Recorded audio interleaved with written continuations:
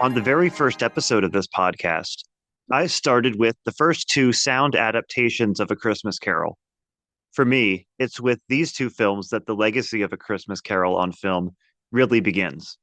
However, there were plenty of silent adaptations before those, and while it wouldn't be fair to compare them to the sound versions I talk about on the main podcast, they are still worth talking about. Like with a lot of those early TV versions, some of these are considered lost and others don't exist in high quality, but I'll talk about everything I can find, and if another lost one is discovered at any time, I'll do an episode on it. It's one of the most influential books ever written.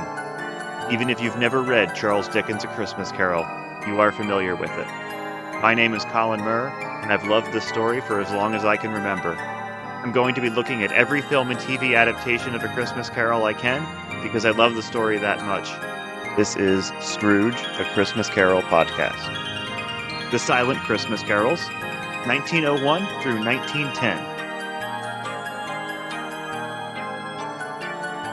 The earliest known film version of A Christmas Carol comes from way back in 1901, and there is a piece of this film that still survives. If there was an earlier film version, there's no known record of it. This film is called Scrooge or Marley's Ghost. That's all one title. And it was directed by Walter R. Booth, a magician who developed trick films where he used his skills in illusion on film. In using these skills, he also became an early pioneer of animated film. The tricks in this film include superimposing Marley's face on the door knocker, as well as projecting the ghostly visions onto Scrooge's curtains. The film is at least inspired by a 1901 play by J.C. Buckstone called Scrooge, which was a one-act play that served as an opening act to another play, a longer one. Sadly, no script of this play is easily accessible, but Fred Guida's book, A Christmas Carol and Its Adaptations, does include quotes from people of the day who talked about it. We know, for example, that the two charity workers became one character, and this one character then also talked about Scrooge's death in the future. We also know that Scrooge lived and worked in the same building in the play. The 1950s version of The Stingiest Man in Town would use the same device. The most notable change was that instead of the three ghosts of Christmas appearing to Scrooge, Jacob Marley showed him all the visions. This is the major change that would be incorporated into the various silent versions of the story, including this very first one. According to Guida's book, Scrooge or Marley's Ghost ran in full for about 11 minutes, but we don't have all of it today. If you search for it online, it might look like there are different cuts, with some running about 3.5 minutes and others going for 6 minutes or longer. However, these are all comprised of the same footage, just played at different speeds. The color tinting is different on some, and there's like 2 seconds that are cut off in certain versions, but beyond that, they're all the same. Rita references the surviving footage as being 5.5 minutes long, which means we have about half of the film. None of the actors are credited in the film proper, and since it's an old, obscure film, information is hard to find. For example, plenty of blog posts call the actor playing Scrooge Daniel Smith, but I can't find a single primary source backing this up. Some of these link to IMDb, where he is listed, but there's no picture, no information, and no other credits. Neither of the books I'm using as sources in this episode credit any actor as Scrooge in this film. Guida's book only mentions that it's not Seymour Hicks, an actor who was already playing Scrooge on stage at the time. We've, of course, seen Hicks before in the 1935 film, and we'll see him again in this series, but it's definitely not him here. It very could well be Daniel Smith, but I can't find a reliable source, so I'm not going to credit it. Additionally, this film features an early example of intertitles. There's no dialogue on these cards like we would see in later films and especially in parodies of silent films, but each part of the story features a title card telling us what's going to happen in the scene. In Dickens on Screen, a book written by multiple authors, Camilla Elliott writes that this is the first film she has found with intertitles. This has led other sources to definitively state that this is the first film with intertitles. Due to the overwhelming majority of silent films being lost, this is quite unlikely, but it is undoubtedly an early example nonetheless. We have, at the very least, lost the opening and closing of this film, and there might be some in the middle. I think we have lost a little bit there too, but I'm not positive. The surviving footage begins right as Bob Cratchit is letting someone out the door, presumably the nephew Fred or a charity worker. It's impossible to tell if this is the actor who plays Fred later in the film. Cratchit and Scrooge close up for the night, and this is all we get of the counting house scene. Maybe Scrooge is granting Bob the day off here, but since there aren't intertitles and the body language isn't clear enough, it's impossible to tell. Like I mentioned, this first known film version of A Christmas Carol features that iconic Marley on the door knocker scene, and it became one of those scenes that almost every version had to keep. The major exception is those TV versions from the 40s and 50s. In this version, there's no transparency to Marley. It's just one shot superimposed onto another.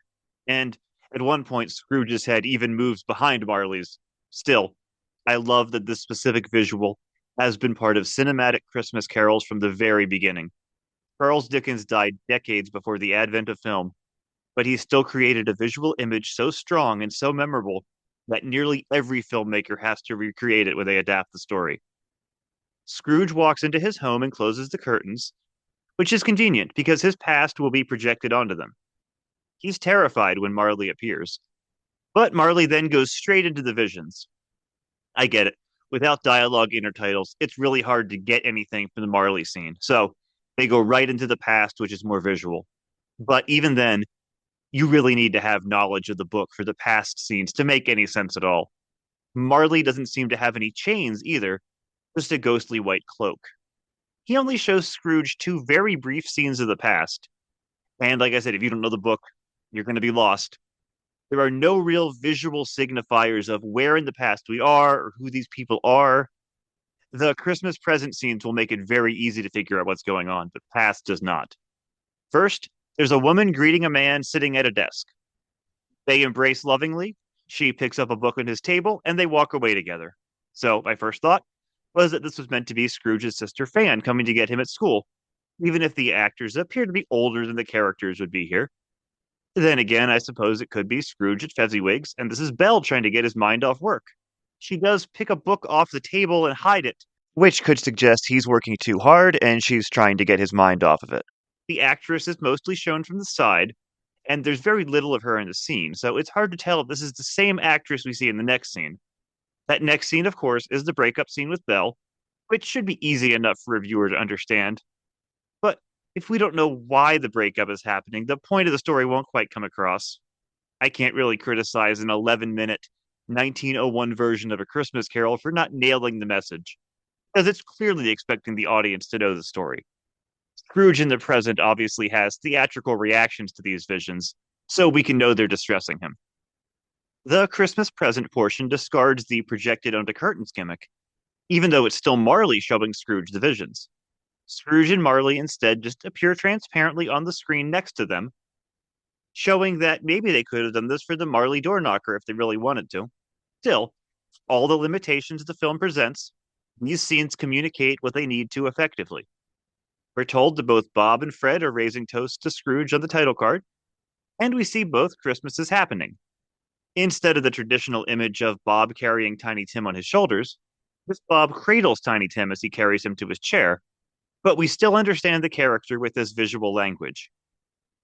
The Fred scene is really short. We only get about 7 seconds, or if it's slowed down in your cut, a few more. So I really imagined there was more to this Fred scene, but maybe not. Maybe this is all we were supposed to get. The title card for Christmas Yet to Come says that Marley will show Scrooge his grave and the death of Tiny Tim.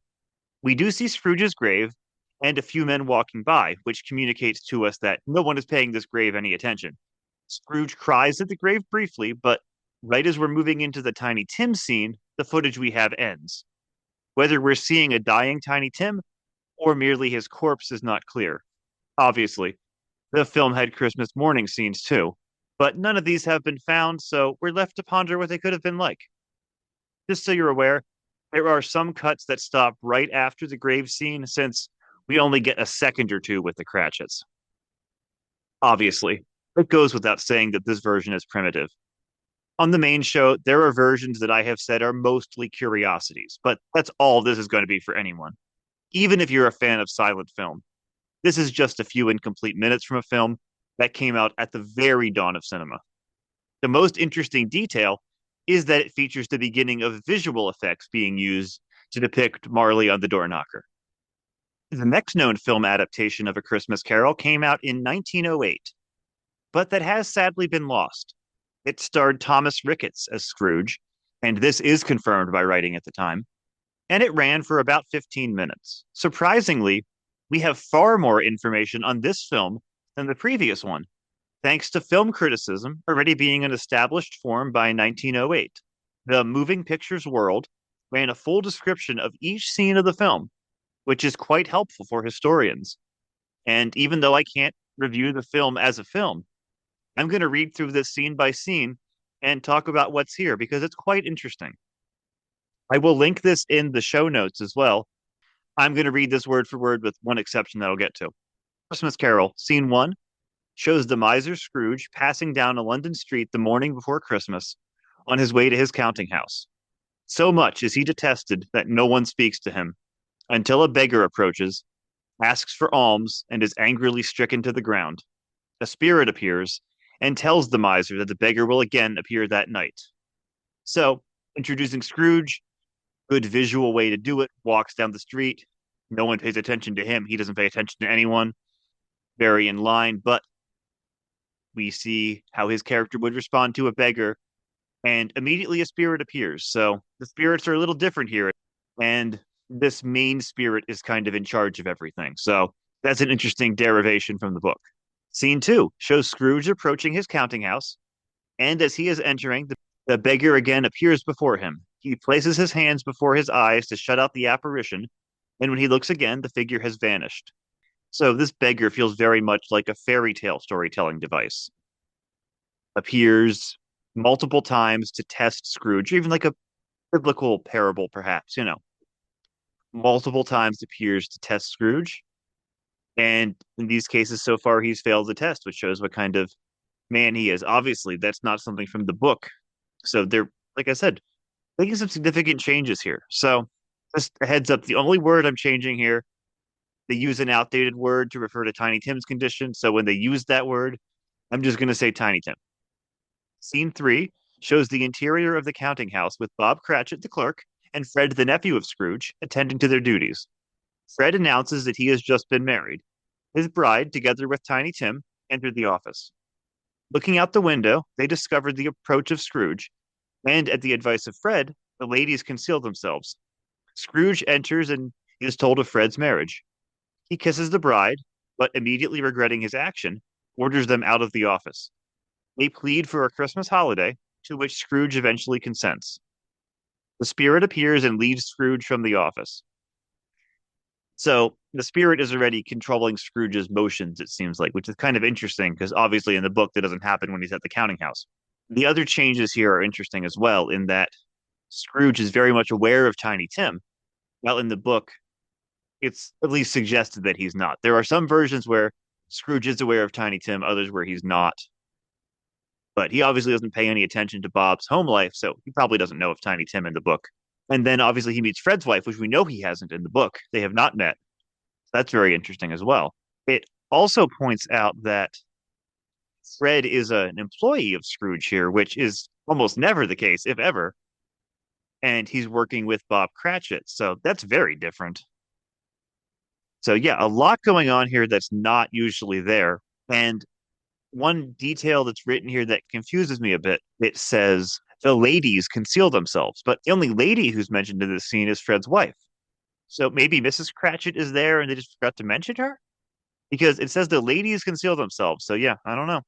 Scene four shows a merry throng on a London street, with a stranger scattering money to the children who gather about him. The spirit leads Scrooge to the throng, who shun him as he endeavors to speak to them at the command of the spirit.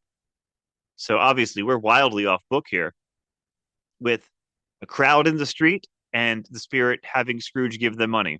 Obviously, it's condensing the book and its messages to something very direct of giving money to those who need it. The spirit commands him to give money. So it's a great message from the book. Obviously, it's being handled much differently here. Scene five shows Tiny Tim at the lodgings of Scrooge and the latter entering, still led up by the spirit. They refer to Tiny Tim here in this scene, and once you hear what happens in the next scene, I think you'll probably agree they meant this to be the beggar, not Tiny Tim. So I think there was an error made here by the reviewer. Scene 6 shows the beggar warming himself by the fireplace, while Scrooge in anger attempts to strike him when he is transformed into the image of the dead partner of the miser. Horror stricken, Scrooge sinks into a chair and, looking into the fireplace, seeks a vision of his boyhood days. With a cry, he sinks to the floor. The spirit again compels him to look into the fireplace, where he sees a vision of his forsaken sweetheart, as well as that of himself as a young businessman. Thoroughly overcome, he falls to the floor exhausted, but the spirit again raises him with a command to follow him from the office. So we're back kind of on track to what the book has happened here. Obviously, it's beggar turning into Marley showing him the visions, and it doesn't say if the beggar was Marley the whole time or just it's all a vision, right? So it could be either way. And with silent film, probably doesn't ever tell us. It's just left ambiguous. Scene 7 shows the meager home of the Cratchits, where, at the command of the spirit, he showers money upon the ill-paid clerk and his happy family, and is again led away. So, a very simple image, throwing money at people who need it. Great simplified way to show the message of the book in a 15-minute film. Scene 8 shows the Christmas festivities at the home of Fred, the nephew of Scrooge. Fred toasts his uncle, but the company refuse to drink to the toast. Scrooge, concealed in the recess of the window, notices this and, coming forward, showers them with money, promising that hereafter he will lead a different life. So the toast that disgusts everybody happens at Fred's here as opposed to Bob's in the book, which is interesting because in the book, Fred's friends drink it in jest. They're happy to do it because Fred makes fun of his uncle, but then talks about how he loves and cares about him. So interesting that they switched this here. I think it always gives a little agency and humanization to Tiny Tim when so many works make him so saintly, and there's a whole bad array of tropes that can be associated with a character with disabilities who is made too perfect. So I always like that Tiny Tim is disgusted by the toast, but they switch it here and it's Fred's. Scene 9 shows the spirit and Scrooge in the lodgings of the latter, where Scrooge falls upon his knees in prayer. So if I'm reading this right, there's not Christmas yet to come in this version. He's already been transformed by the time of Christmas present, and that's all he gets. So very interesting here that they don't do Christmas yet to come. Scene 10 is Christmas Day. Scrooge gives a banquet to all his house can hold, including Fred, the Cratchits, and his friends, where he promises that in the future he will live to achieve the happiness of others. And the his friends there, even though it's awkwardly written, I think is Fred's friends, because I don't think Scrooge would have any. So, yeah, you can see just how different this version is, even though obviously it keeps some of the bare bones of the story. It's a wildly different version, and I would be fascinated to see this. The magazine that published this would also publish a review of the film that was incredibly glowing. Quote, "It is impossible to praise this film too highly. It reproduces the story as closely as it is possible to do in a film, and the technical excellence of the work cannot be questioned. Photography, the staging, and the acting are all of the best. The story is always impressive. The scene where the little girl is the only one who will love the old man is touching and brought the tears to more than one pair of eyes in the audience. Such films cannot be too highly commended. They are a welcome relief from the riot of bloodshed, which has marred the moving picture shows of New York and other cities far too long. Even though it costs a fortune almost to prepare such a film, it is quite likely that the public will patronize it sufficiently to make good the extraordinary outlay." The scene with the little girl is not specifically mentioned in that description, so I'm quite curious where it fell. It's also hilarious that even then they said it was much better than the increasingly violent pictures of the day. Moral guardians have always been the same, haven't they? Maybe one day this film will be discovered. As with literally any lost film, let's hope that's the case. The changes are huge, and even with the detailed description, not everything's entirely clear. Is there Christmas yet to come at all? Regardless, I am grateful we have the description and the review.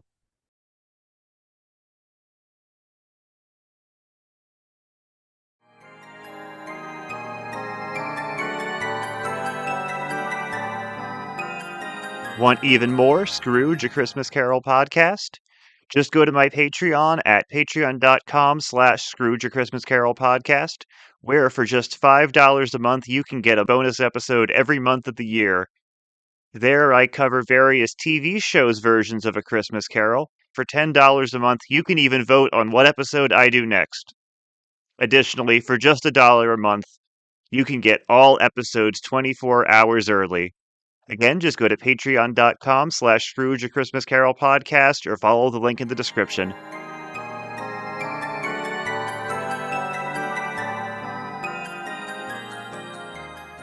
Okay, last one for this episode.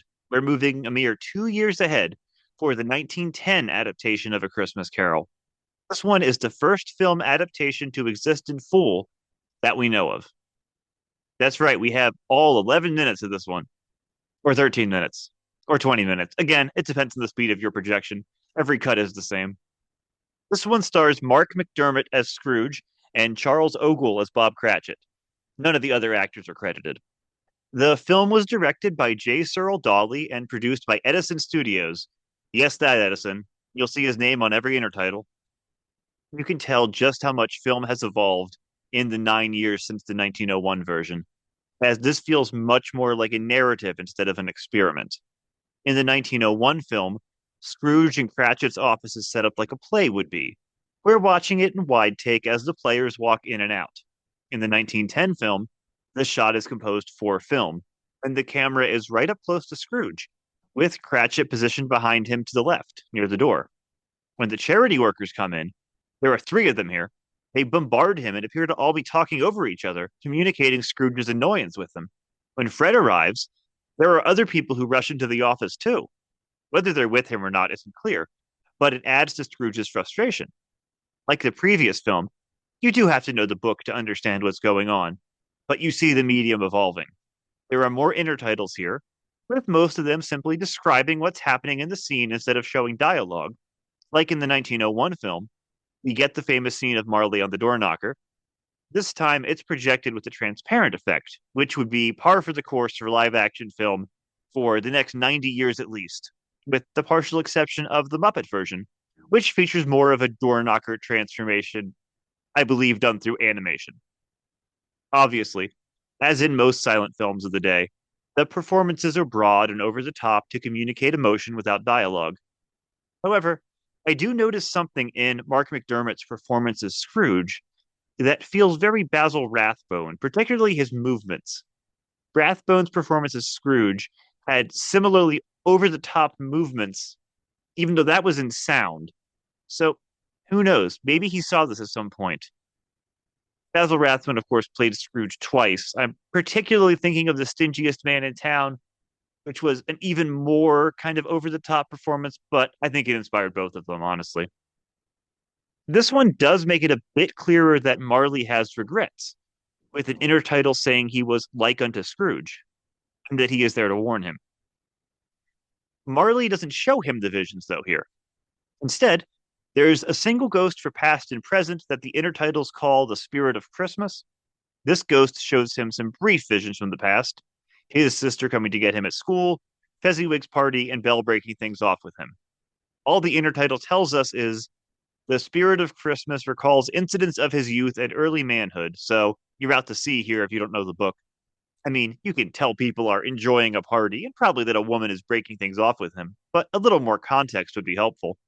The visions are shown on one side of the screen, with Scrooge and the ghost standing on the other. Since it's two shots laid on top of each other, there's a lot of transparency.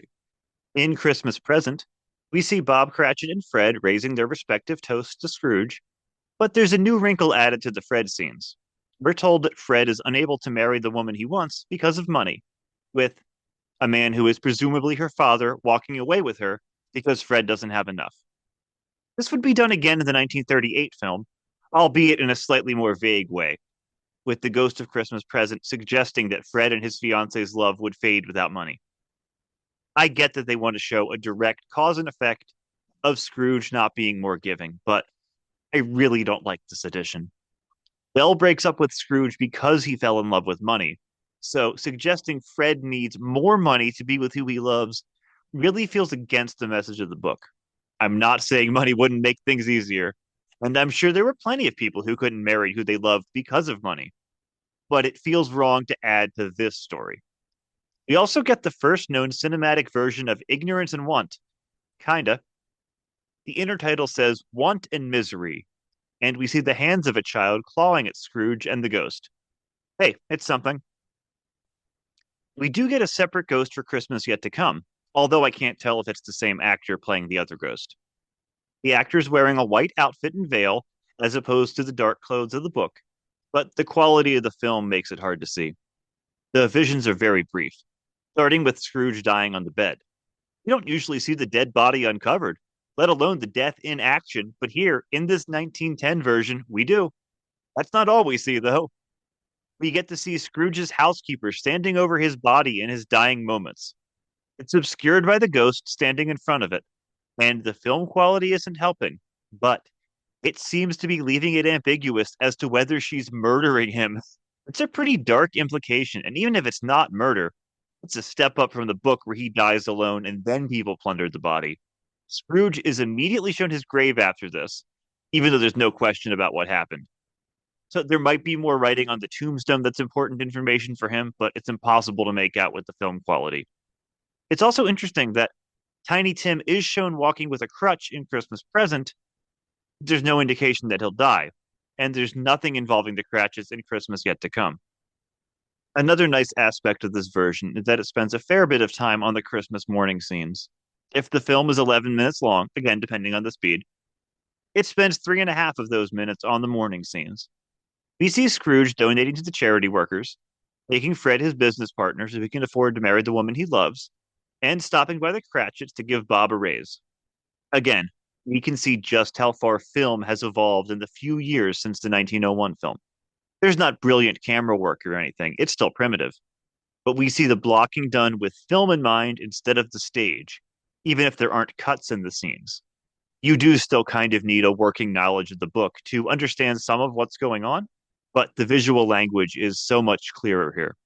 Of the three versions we know of from this era, we have one that's basically an experiment, the 1901 film, one that's trying to be a fairly straightforward adaptation, this one, and one that is taking some more serious liberties, the lost 1908 film. What's interesting about that is take serious liberties not in the name of necessity, but in the name of creative license.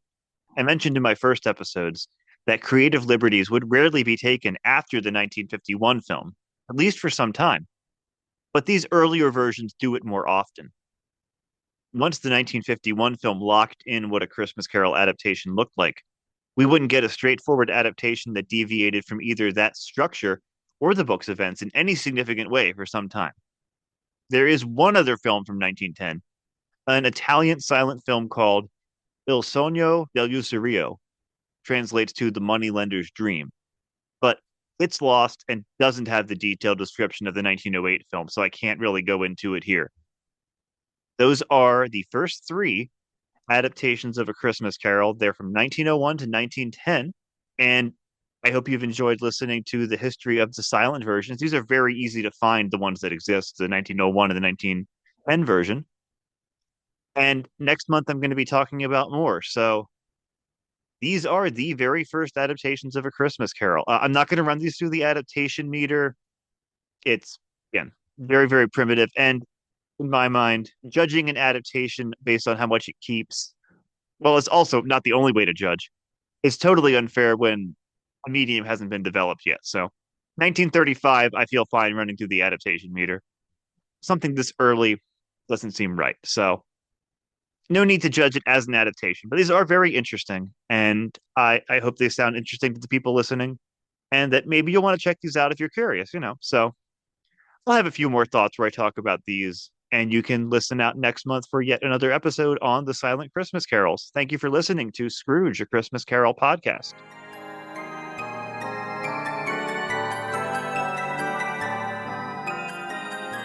So those are the first three versions of A Christmas Carol on film. Like I said, the two that exist, obviously, they're from the first 10 years of the 20th century. They're very raw and primitive.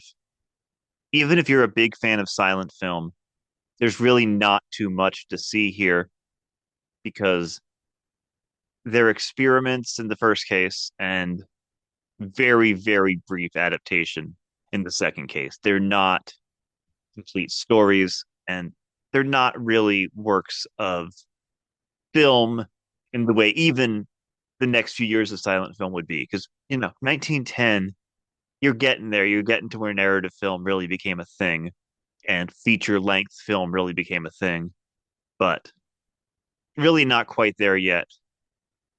Obviously, there's debate about, the first feature film. And I'm not saying that didn't exist yet, but for the most part, we're still getting there.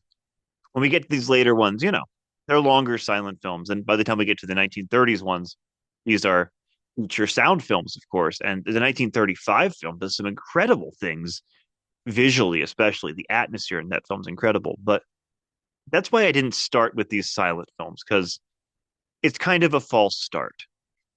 When I was writing what became this podcast's first episode, I really had a lot to say about those 30s versions. I think they're the beginning of the legacy of A Christmas Carol on film. And I've said that a lot, but it's really what I think is that those two kick it off, and then we get into full gear with the 51 version.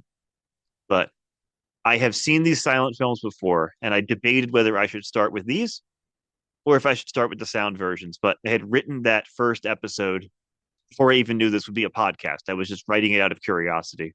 And I looked at that and I looked at the silent versions, and it was clear that I had to start with the sound versions. So I had seen the two versions in this episode, at least as far as the silent versions, and it just didn't feel like the right place to start. So I made the right decision.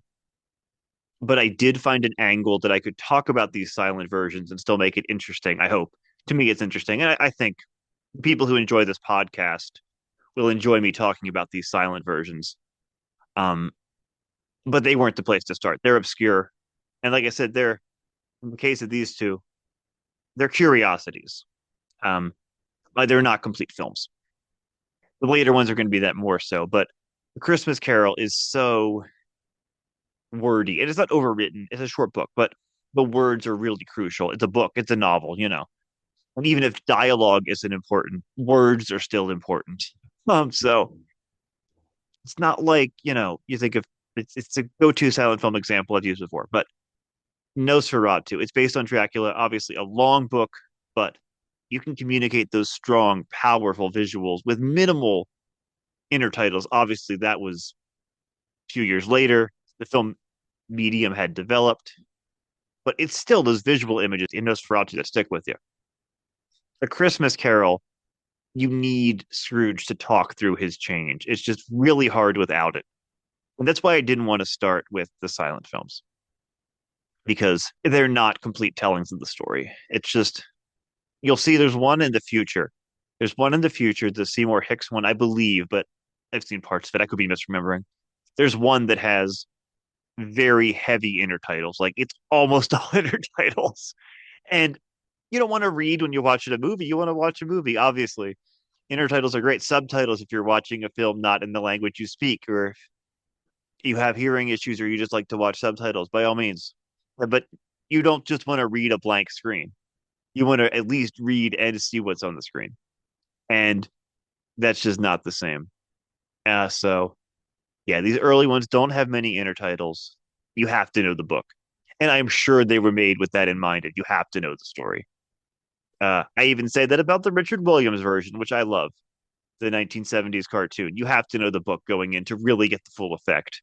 But in this, you have to know the book to even understand the basic plot, which is not the case with the Richard Williams one. So, yeah, these are not for beginners, which is why I didn't want to start with them. Because I hope one thing that comes from this podcast is people discovering new versions.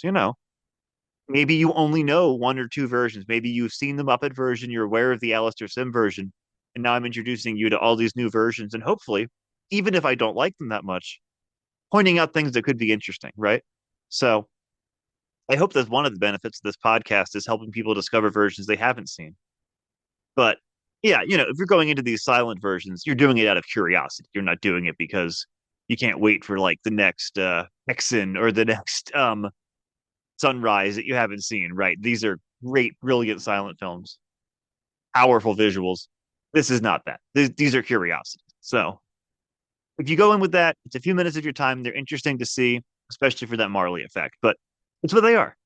They were the very first Christmas Carol adaptations, but to me, they're not really the beginning of the legacy of a Christmas Carol on film. Might have inspired Basil Rathbone a bit. Really about it, I would say the stage versions have more of a legacy on the telling of a Christmas Carol than the early silent film versions. I have not really talked about the stage versions, but someday I will.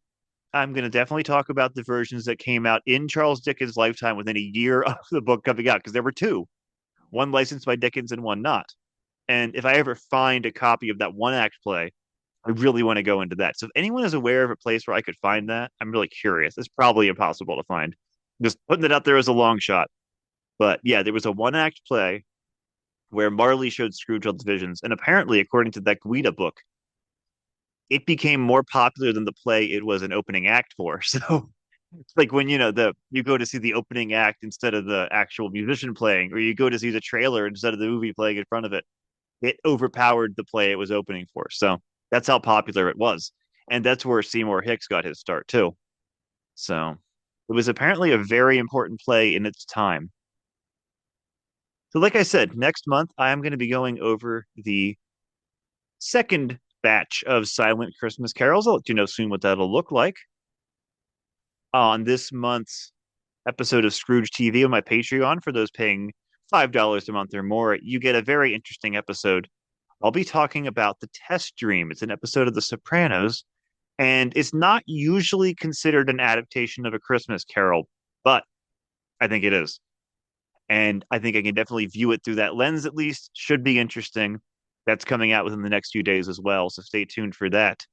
Thank you for listening to Scrooge, a Christmas Carol podcast.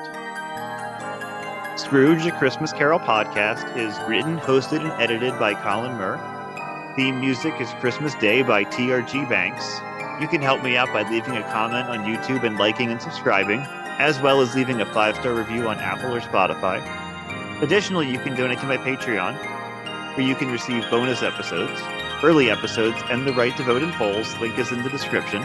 I'll be back next month with another episode of Scrooge, a Christmas Carol podcast. Until then, make sure to live in the past, the present, and the future, and ensure that the spirits of all three strive within you.